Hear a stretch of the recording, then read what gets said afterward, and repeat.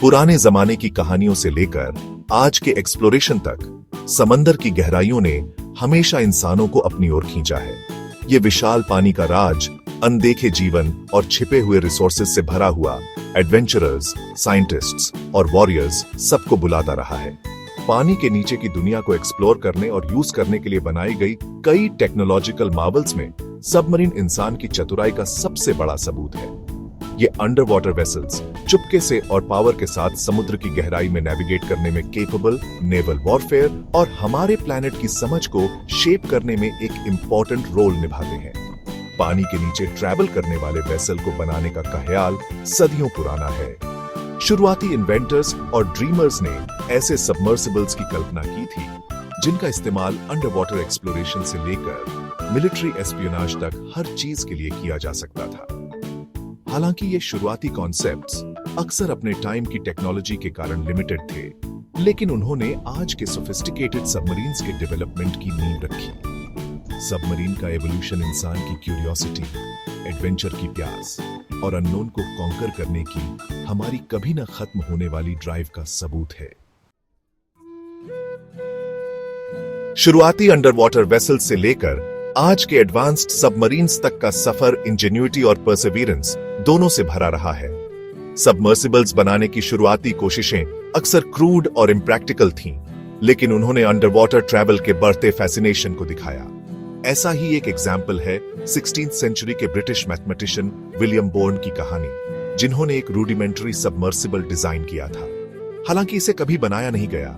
Born के design, जिसका विवरण उनकी किताब इन्वेंशंस और डिवाइसेस में दिया गया है, में वाटरप्रूफ लेदर से ढका एक वुडन फ्रेम और बॉयंसी को कंट्रोल करने के लिए बैलस्ट टैंक्स का सिस्टम था।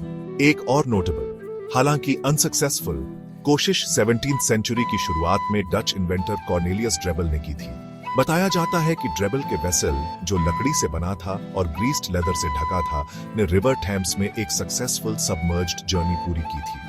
हालांकि इस घटना के अकाउंट्स डिस्प्यूटेड हैं, यह अंडर वाटर नेविगेशन की निरंतर परस्यूट को दर्शाता है। इन शुरुआती पायोनियर्स ने, हालांकि उनके पास अवेलेबल मटेरियल्स और टेक्नोलॉजी लिमिटेड थे, आने वाले सदियों में ज्यादा सोफिस्टिकेटेड सबमरीन्स के डेवलपमेंट के लिए ग्राउंड वर्क तैयार किया। एक्सप्लोरेशन और इनोवेशन की स्पिरिट से प्रेरित उनके एफर्ट्स एक रिमाइंडर के रूप में काम करते हैं कि डेडिकेशन और परसिस्टेंस से सबसे एम्बिशियस ड्रीम्स भी पूरे हो सकते हैं। 18वीं और 19वीं सदी में सबमरीन टेक्नोलॉजी में काफी एडवांसमेंट्स देखे गए, रूडिमेंटरी डिजाइन से ज्यादा प्रैक्टिकल और इफेक्टिव वेसल्स की ओर बढ़ते हुए। इस एरा के सबसे नोटेबल फिगर्स में से एक अमेरिकन इन्वेंटर डेविड बुशनेल थे, जिन्होंने अमेरिकन रेवोल्यूशनरी वॉर के दौरान टर्टल बनाया था।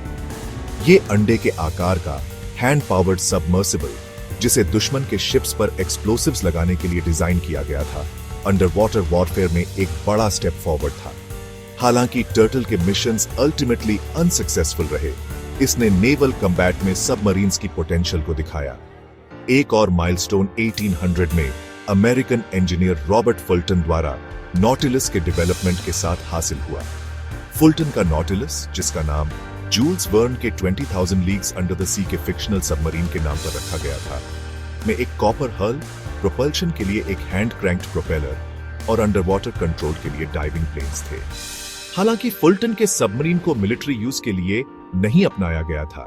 इसने इनोवेटिव फीचर्स शोकेस किए जो बाद के सबमरीन डिजाइन्स को इन्फ्लुएंस करेंगे। 19वीं सदी में इंजन्स द्वारा पावर्ड पहली सबमरीन्स का डेवलपमेंट भी देखा गया, जिससे ग्रेटर रेंज और कैपेबिलिटीज का रास्ता साफ हुआ। वॉर टाइम नेसेसिटी और टेक्नोलॉजिकल प्रोग्रेस की इच्छा से प्रेरित इन एडवांसमेंट्स ने मॉडर्न सबमरीन्स की नींव रखी, जो 20वीं सदी में दुनिया के ओशंस पर डोमिनेट करेंगे। सेक्शन 4, युद्ध में पनडुब्बियां, विश्व युद्धों में गेम चेंजर्स। 20वीं सदी की शुरुआत में पनडुब्बियां नौसैनिक युद्ध में एक निर्णायक शक्ति के रूप में उभरी, जिससे समुद्री संघर्ष की गतिशीलता मौलिक रूप से बदल गई। प्रथम विश्व युद्ध पहला बड़ा संघर्ष था जिसमें पनडुब्बियों ने महत्वपूर्ण भूमिका निभाई। जर्मन यूबोट्स अप्रतिबंधित पनडुब्बी युद्ध की नीति के तहत काम करते हुए सहयोगी जहाजों पर कहर बरपाते हुए व्यापारी जहाजों और युद्धपोतों को समान रूप से डुबोते रहे। 1915 में एक जर्मन यू बोट द्वारा एक ब्रिटिश महासागर लाइनर लुसिटानिया के डूबने ने पनडुब्बी युद्ध की विनाशकारी क्षमता और नागरिक आबादी पर इसके प्रभाव को और उजागर किया। द्वितीय विश्व युद्ध में पनडुब्बी युद्ध में और भी वृद्धि देखी गई, जिसमें पनडुब्बियों ने अटलांटिक और प्रशांत दोनों थिएटरों में महत्वपूर्ण भूमिका निभाई। बढ़ी हुई परिष्कार और सीमा के साथ काम करने वाली जर्मन यू बोट्स ने एक बार फिर सहयोगी जहाजों के लिए एक महत्वपूर्ण खतरा पैदा कर दिया, जबकि अमेरिकी पनडुब्बियों ने जापानी व्यापारी जहाजों को भारी नुकसान पहुंचाया, जिससे जापान के युद्ध के प्रयासों को पंगु बना दिया गया। अटलांटिक की लड़ाई सहयोगी नौसैनिक बलों और जर्मन यू बोट्स के बीच एक लंबा संघर्ष पनडुब्बी खतरे का मुकाबला करने में सोनार, रडार और कोड ब्रेकिंग में तकनीकी प्रगति के महत्व पर प्रकाश डाला। दोनों विश्व युद्धों के अनुभव ने पनडुब्बी की स्थिति को एक ऊर्जे हथियार के रूप में मजबूत किया, जो आपूर्ति लाइनों को बाधित करने, पूंजीगत जहाजों को डुबोने और पूरे अभियानों के पाठ्यक्रम को प्रभावित करने में सक्षम था। सेक्शन 5 परमाणु युग, पनडुब्बी प्रौद्योगिकी में एक क्रांति। 20वीं सदी के मध्य में परमाणु ऊर्जा के आगमन ने पनडुब्बी प्रौद्योगिकी में क्रांति ला दी, अभूतपूर्व क्षमताओं के युग की शुरुआत की और नौसैनिक युद्ध में एक नए अध्याय की शुरुआत की। दुनिया की पहली परमाणु ऊर्जा से चलने वाली पनडुब्बी यूएसएस नॉटिलस को 1954 में संयुक्त राज्य अमेरिका की नौसेना द्वारा लॉन्च किया गया था। विस्तारित अवधि के लिए जलमग्न रहने और उच्च गति से यात्रा करने में सक्षम यह जबरदस्त पोत पनडुब्बी डिजाइन और संचालन में एक आदर्श बदलाव का प्रतीक है। हवा और ईंधन भरने के लिए बार बार सतह पर आने की आवश्यकता से अब सीमित नहीं, परमाणु पनडुब्बियां महीनों तक स्वतंत्र रूप से काम कर सकती थीं, दुनिया के महासागरों में अद्वितीय चुपके और धीरज के साथ गश्त कर सकती थीं। परमाणु प्रणोदन के विकास ने बैलिस्टिक मिसाइल पनडुब्बियों के निर्माण का मार्ग भी प्रशस्त किया, जिन्हें आमतौर पर बूमर्स के रूप में जाना जाता है।